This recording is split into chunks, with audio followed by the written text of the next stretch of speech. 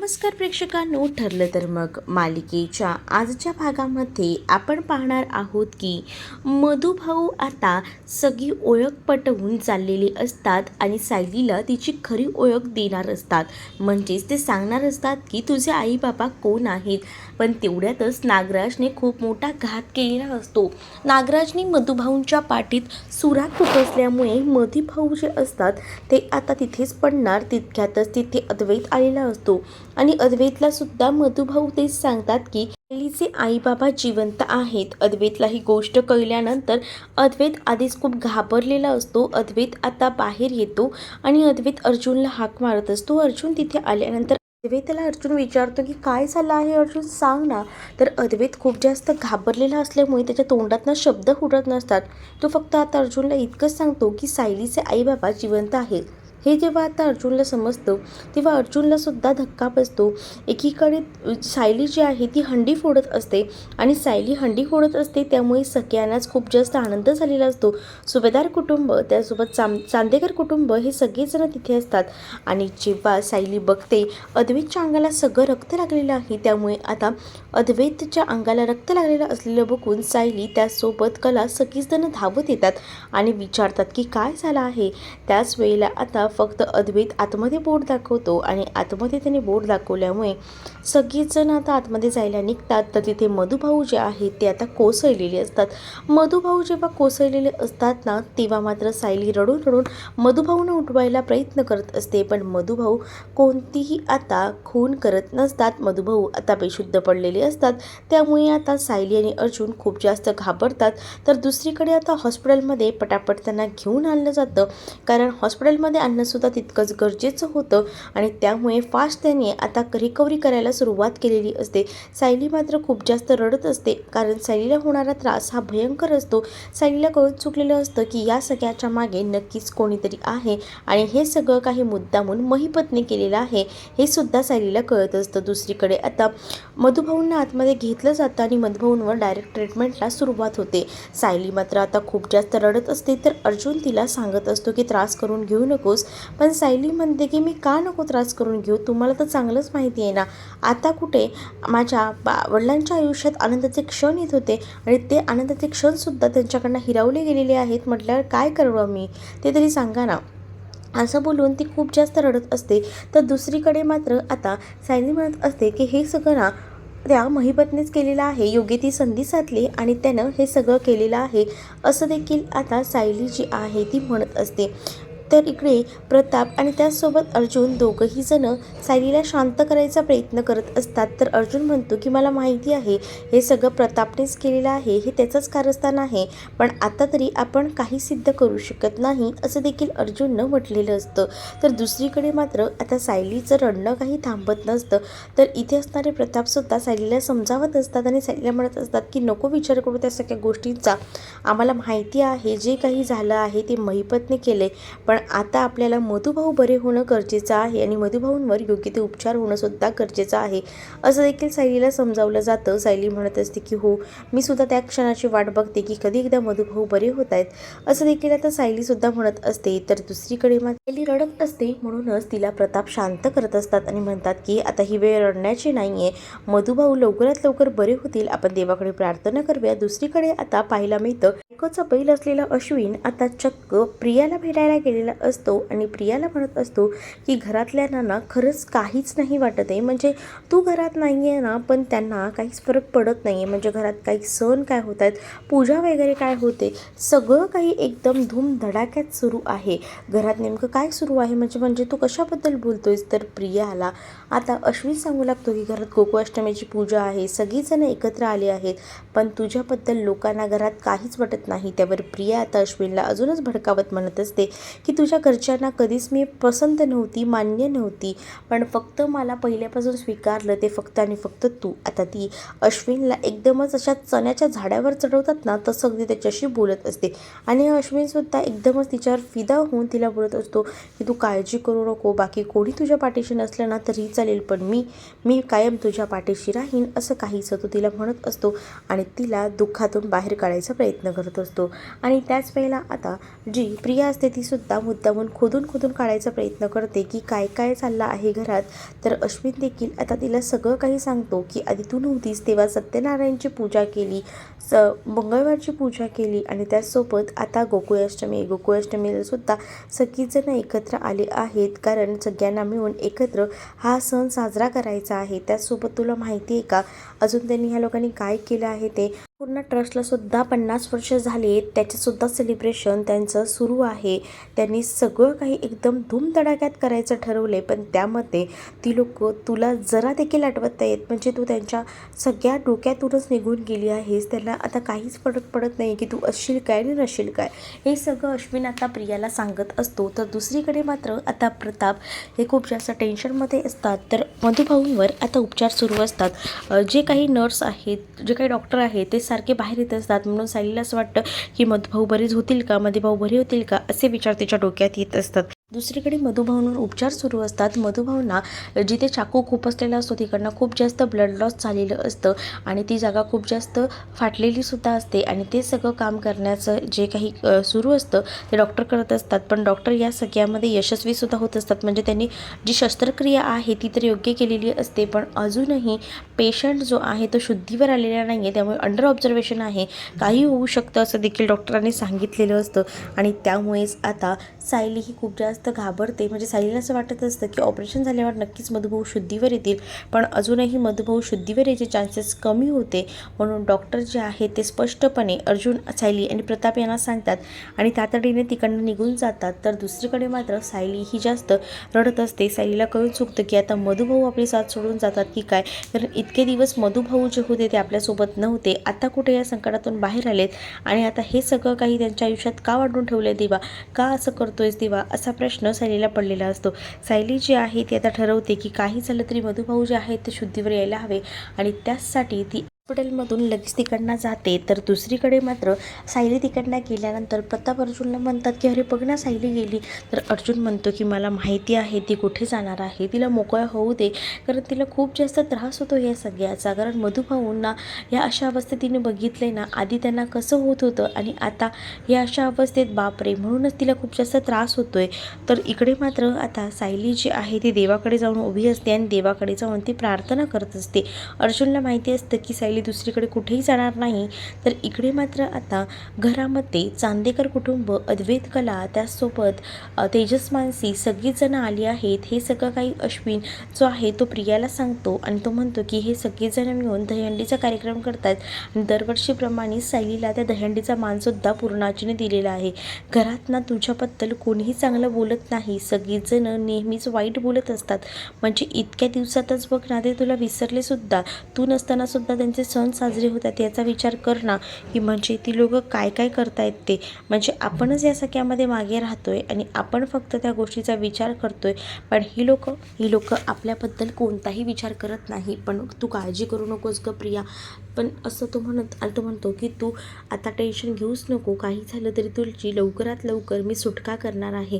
तुझ्या पाठीशी कोणी उभं राहिलं नाही ना तरी चालेल, पण हा तुझा नवरा, तुझा अश्विन तुझ्या पाठीशी खंबीरपणे उभा आहे, हे कधीही विसरू नकोस, असं देखील तिला आता सांगितलं जातं. त्यावरती म्हणते की हो, तू असताना मला बिलकुलही टेन्शन नाही आहे, मला माहिती आहे तू माझी लवकरात लवकर इथून सुटका करशील, असं देखील आता तन्वी म्हणजेच प्रिया जी आहे ती आता अश्विनला सांगत असते. अश्विनने तिच्या हातात हात घेतलेला असतो आणि तिला म्हणत असतो की हो, मी तुला असं एकटीला इथे सोडू देणार नाही, काही झालं तरी ह्या लोकांच्या नाकावर टिचून तुझी सुटकाही मी करेनच, असं देखील आता अश्विन जो आहे ते बोलत असतो. तर दुसरीकडे मात्र आता सगळीजण हॉस्पिटलमध्ये असतात आणि हा अश्विन हा प्रियासोबत मस्तपैकी बोलत बसलेला असतो. खरं तर प्रियाला सुद्धा तितकाच वेळ दिलेला असतो.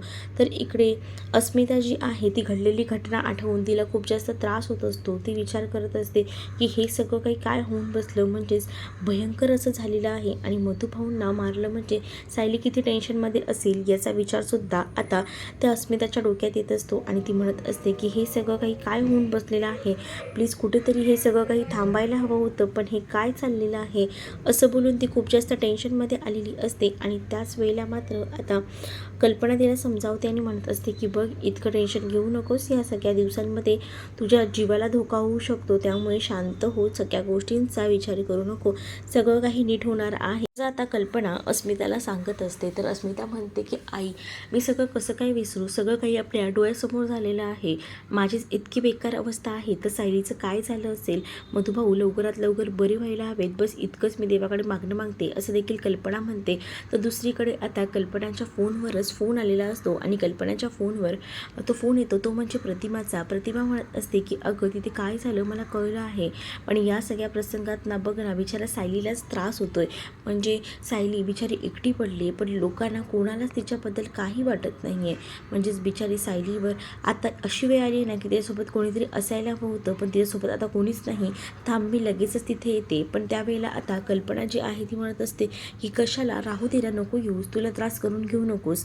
परंतु आता प्रतिमा जी आहे ती म्हणते की याच प्रसंगात तर आपण एकमेकांच्या पाठीशी उभं राहायला हवं ना, मग तसंही हे घरात नाही आहेत, मी लगेच निघते आणि इथे तिथे सायलीला आता या सगळ्या प्रसंगात आपली नितांत गरज आहे, असं देखील आता प्रतिमा जी आहे ती कल्पनाला बोलू लागते. तर कल्पनाला सुद्धा हे म्हणणं पटतं, कारण सायलीची अवस्था खूप जास्त नाजूक आहे हे सुद्धा त्यांना माहिती असतं आणि म्हणूनच आता प्रतिमा लगेच फोन ठेवते आणि कल्पनाच्या घराच्या दिशेने यायला निघते. तर दुसरीकडे मात्र आता कल्पना नाही म्हणत असताना सुद्धा प्रतिमा येत असते, तर त्यानंतर कल्पना फोन ठेवते आणि त्यानंतर कल्पनासुद्धा देवाकडे प्रार्थना करत असते आणि म्हणत असते की मधुभाऊ लवकरात लवकर शुद्धीवर यायला हवेत, त्यांच्यावर योग्य ते उपचार व्हायला हवेत आणि तेव्हा ते घरी येतील, तेव्हा मात्र आता आनंद साजरा करता येईल, असंच देखील आता कल्पना देवाकडे प्रार्थना करत म्हणत असते. दुसरीकडे सायली ही गणपती बाप्पाकडे गेलेली असते, हॉस्पिटलमध्ये जे देव ठेवलेले असतात त्यांच्याकडे जाऊन ती आता म्हणत असते की आतापर्यंत माझ्या आयुष्यात तू सुख द्यायचं नाही असंच ठरवलं आहेस का, म्हणजेच आधी मधुभाऊंना जो काही त्रास होत होता, इतके वर्ष ते जेलमध्ये होते, नंतर त्यांची आता निर्दोष सुटका झाली, आता कुठे त्यांचे सुखाचे दिवस आले होते आणि त्या सुखाच्या दिवसातसुद्धा तू एवढं मोठं विघ्न आणलेस, तुझ्याकडनं ही अपेक्षा नव्हती, असं देखील आता सायली जी आहे ती बोलत असते. आणि त्याच वेळेला आता सायली म्हणत असते की आधीच तू माझ्यापासून माझे आईबाबा हिरावून घेतलेस, त्याचसोबत आता माझे आईबाबा तर हिरावून घेतलेस, पण मला जे बाबा म्हणून जवळचे होते मधुभाऊ, त्यांनासुद्धा आता तू माझ्यापासून लांब घेऊन जात आहेस का, तू हे बरोबर नाही करत आहेस देवा, तू काही झालं तरी मधुभाऊंना शुद्धी यायला हवी, असं काहीसं कर, असं देखील आता सायली जी आहे ती रडून रडून बोलत असते. तर गणपतीच्या समोर ती जेव्हा रडत असते तेव्हा मात्र ती फक्त रडून रडून आपल्या ज्या काही मनातले भाव असतात, ज्या काही मनातल्या गोष्टी असतात त्या व्यक्त करत बोलत असते. म्हणत असते की काही झालं तरी सुद्धा मधुभाऊ जे आहेत ते शुद्धीवर यायला हवेत, देवा प्लीज काहीतरी चमत्कार कर आणि हे सगळं नीट घडवून आण, असं देखील सायली जी आहे ती देवाकडे हात जोडत आता म्हणत असते. सायली जी काही प्रार्थना करत असते तिकडे आता यश येत असतं, म्हणजेच मधुभाऊ जे आहेत ते आता हळूहळू डोळे उघडत असतात आणि त्यांचे हातसुद्धा हलत असतात, म्हणजेच मधुभाऊ आता शुद्धीवर येत असतात. त्यामुळे आता जेव्हा मधुभाऊ शुद्धीवर येतात ना, तेव्हा त्या नर्सला दिसतं, नर्स धावत पळत बाहेर येते आणि अर्जुनला सांगते की तुमच्या पेशंटला शुद्ध आली आहे. हे कळल्यानंतर अर्जुनला सुद्धा खूप जास्त आनंद होतो. तर दुसरीकडे मात्र ती नर्स डॉक्टरांना बोलवायला गेलेली असते. अर्जुन जो आहे तो पटकन जाऊन मधुभाऊंना भेटायचा ठरवतो. मधुभाऊ जे असतात ते डोळे उघडतात आणि अर्जुनकडे पाहत असतात. अर्जुनला म्हणत असतात की जावई बापू इथे या. त्यांना बोलताही येत नसतं तरी सुद्धा त्यांना आता ते सत्य सांगायचं असतं की सायलीचे आई बाबा जिवंत आहेत आणि ते दुसरे कोणी नसून रविराज आणि प्रतिमा आहेत, हे सत्य त्यांना सांगायचं असतं आणि म्हणूनच तर ते अर्जुनला सांगायचा प्रयत्न करत असतात. इकडे मात्र प्रताप आता सायलीकडे पोहोचतात आणि सायलीला सांगतात की मधुभाऊ शुद्धीवर आले आहेत. त्यावर आता सायली तिथे असताना देवाचे आभार मानते आणि देवा हे सगळं तुझ्यामुळे शक्य झालंय असं म्हणत आता ती लगेच मधुभाऊंकडे धाव घ्यायला निघते. तर इकडे मात्र आता अर्जुन जो आहे तो मधुभाऊंना म्हणत असतो, मधुभाऊ बोला, तुम्हाला काही बोलायचं आहे का? तर मधुभाऊ म्हणतात की हो, मला इतकंच सांगायचं आहे की सायलीचे आई बाबा जिवंत आहेत. हे जेव्हा आता अर्जुन ऐकतो तेव्हा मात्र अर्जुनला जबरदस्त असा धक्का बसतो की सायलीचे आई बाबा जिवंत आहेत आणि हे सगळं मधुभाऊंना माहिती आहे. म्हणजे मधुभाऊंना हे सुद्धा माहिती असेल की नेमकं तिचे आई बाबा कोण आहेत. पण दुसरीकडे मात्र आता सायलीसुद्धा धावत पळत मधुभाऊंकडे आलेली असते आणि जेव्हा सायलीला मधुभाऊ बघतात तेव्हा सायलीलासुद्धा मधुभाऊ जवळ बोलवून घेतात आणि सायलीच्या हातात हात घेऊन मधुभाऊ सायलीलासुद्धा सत्य सांगायला बघत असतात. तर सायली म्हणत असते की मधुभाऊ, तुम्ही शुद्धीवर आलात, मला खूप जास्त आनंद झाला आहे, पण लवकरच तुम्ही बरेसुद्धा व्हाल असं देखील ती हात लावून त्यांना म्हणत असते. आणि जेव्हा हे सगळं सायली म्हणत असते ना, तेव्हा मात्र आता अर्जुनही तिथेच असतो. पण अचानकपणे मधुभाऊ आपले डोळे बंद करतात आणि त्यांचे हातही थंडावतात. त्याबरोबर सायली जी आहे ती ओरडू लागते, मधुभाऊ मधुभाऊ उठा, तुम्ही आता तर शुद्धीवर आला होतात. अर्जुनला आता ती पटकन डॉक्टरांना बोलवायला सांगते. तर अर्जुन जो आहे तो डॉक्टरांना बोलवायला गेलेला असतो. तर इकडे सायली मात्र मधुभाऊंना उठवायचा प्रयत्न करत असते, कारण मधुभाऊ सायलीशी काहीच बोललेले नसतात, फक्त त्यांनी डोळे उघडलेले असतात आणि त्यांनी फक्त सायलीला साऊ अशी हाक मारलेली असते. पण अर्जुनला तर त्यांनी हे देखील सांगितलेलं असतं की सायलीचे आईबाबा जिवंत आहेत, पण कोण आहेत याबद्दल काही त्यांनी अजूनही सांगितलेलं नसतं. तर दुसरीकडे मात्र आता सायली विचार करते की अजून डॉक्टर आले कसे नाही, म्हणून ती पटकन पुन्हा एकदा दरवाजावर जाते. डॉक्टर प्लीज लवकर या असं म्हणत असते. तोपर्यंत आता मधुभाऊंनी आपले हात वगैरे सगळे सोडून दिलेले असतात आणि त्यामुळे सायली विचार करते की हे सगळं काय झालेलं आहे. मधुभाऊ पूर्णपणे निकामी झालेले असतात, त्यांचे शरीरही हलत नसतं आणि काहीच नाही. त्यामुळे सायली खूप जास्त पॅनिक झालेली असते. आता डॉक्टर तिथे येतात आणि डॉक्टर जे आहेत ते तपासत असतात.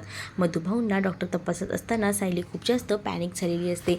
पॅनिक झालेल्या सायलीला डॉक्टर म्हणत असतात की प्लीज तुम्ही शांत व्हा, इतक्या रागराग करून घेऊ नका, चिडचिड करू नका, सगळं काही नीट होणार आहे देखील डॉक्टर जे आहेत ते आता सांगू लागतात. जेव्हा डॉक्टर मधुभाऊंना चेक करतात तेव्हा मधुभाऊ हे कोमात गेल्याचं डॉक्टरांना कळतं आणि डॉक्टर आता अर्जुनला सांगू लागतात की काही पेशंट जे आहे ते या सगळ्या धक्क्यामुळे जे आहेत ते कोमात जाण्याची शक्यता आहे आणि ह्यांचंसुद्धा असंच झालेलं आहे. मधुभाऊ तुमचे कोमात गेलेले आहेत असं देखील आता डॉक्टर जे आहेत ते अर्जुनला सांगतात. हे ऐकल्यानंतर अर्जुन आणि सायलीला जबरदस्त धक्का बसतो, कारण मधुभाऊ कोमात जाणं हे त्यांच्यासाठी खूप मोठा धक्का असतो अयशस्वी होण्याचा. कारण अर्जुनला असं वाटत असते की कुठेतरी सायलीचे आईबाबा सायलीला भेटतील, मधुभाऊ लवकरच मला या सगळ्याबद्दल सांगतील, पण नाही, नेमके आईबाबा कोण आहेत याबद्दल अर्जुनला काहीच माहिती नसतं. पण आईबाबा जिवंत आहे ती तर गोष्ट आता अर्जुनला माहिती असते मधुभाऊंनी सांगितल्याप्रमाणे. तर मधुभाऊ आता कोमात गेल्यामुळे सायली खूप जास्त डिस्टर्ब होते, कारण आतापर्यंत ती देवाकडे प्रार्थना करत होती की मधुभाऊ शुद्धीवर यायला हवे होते आणि मधुभाऊ शुद्धीवर सुद्धा आलेले असतात. पण अचानकपणे ते 2 शब्द बोलतात आणि अचानक ते कोमात गेलेले असतात आणि त्यामुळे आता डॉक्टरांनी सुद्धा हात झटकलेले असतात. म्हणजे ते म्हणतात की आता सगळं काही देवाच्या हातात आहे, त्यात पेशंट कोमात गेलेला आहे, कधी शुद्धीवर येईल खरंच माहीत नाही असं देखील आता म्हटलं जातं. तर पुढील भागामध्ये आपल्याला पाहायला मिळतं प्रतिमा जी आहे ती आता सुभेदारांच्या घरी आलेली असते आणि देवी इकडे प्रार्थना करत असते आणि म्हणत असते की सायलीच्या आयुष्यात एकावर एक संकट येतच आहेत, त्या संकटाला कुठेतरी आळा घातला पाहिजे. देवी आई तू नेहमीच आमच्या पाठीशी उभी असते, तर मग सायलीच्या पाठीशी खंबीरपणे का उभी नसतेस? काही झालं तरी ना सायलीच्या पाठीशी खंबीरपणे उभी राहा. का माहिती आहे का, सायली बिचारी अनाथ मुलगी आहे, तिच्या आयुष्यात कुठेतरी आता आनंदाचे 4 क्षण येत होते आणि ते सुद्धा तिच्यापासून हिरावले गेले आहेत. तर दुसरीकडे मात्र आता सायली जी आहे ती महिपतच्या घरी गेलेली असते. तिला माहिती असतं की हे सगळं करण्याचं काम जे आहे ते महिपतनेच केलेलं आहे, सोबत अर्जुनसुद्धा असतो आणि त्याच वेळेला आता सायली जी आहे ती आक्रमक होऊन बोलू लागते, मधुभाऊ तुझ्यामुळे कोमात गेले आहेत, आता कुठे त्यांच्या आयुष्यात 4 क्षण आनंदाचे येत होते, पण त्यावर सुद्धा तू विरजण टाकलेस. एकतर तुझी मुलगी ऑलरेडी जेलमध्ये गेली आहे, तरीसुद्धा सगळा काशा गोंधळायला आहेस का तू? पण तुला लक्षात ठेव, मी सोडणार नाही असं देखील सायली आता म्हणत असते. इकडे जो महिपत असतो तो सुद्धा आता प्रचंड दारू पियालेला असतो. तो सायलीला आता बघतो तर काय, सायली त्याच्यावर आवाज चढवत आहे म्हटल्यावर सायलीचा तो गळा दाबायला जातो. पण अर्जुन तिथे असतो आणि अर्जुनने आता त्या महिपतचाच गळा दाबलेला असतो आणि त्याला सांगितलेलं असतं की आमच्या नादी लागलं असताना लक्षात ठेव, ऑलरेडी तू मधुभाऊंना इजा केलेली आहेस आणि आता आम्हाला पण एवढी गोष्ट लक्षात असू दे, तुला मी असं सहजासहजी सोडणार नाही आहे असं देखील आता अर्जुन जो आहे तो महिपतला बोलतो. त्यामुळे महिपत जास्त करून घाबरलेला असतो. तर तुम्हाला हा भाग कसा वाटला हे नक्कीच मला कमेंटमध्ये सांगा आणि अशाच नवनवीन भागांसाठी चॅनलला सबस्क्राईब नक्कीच करा. चला तर मग भेटूया पुढच्या भागात. तोपर्यंत टाटा बाय.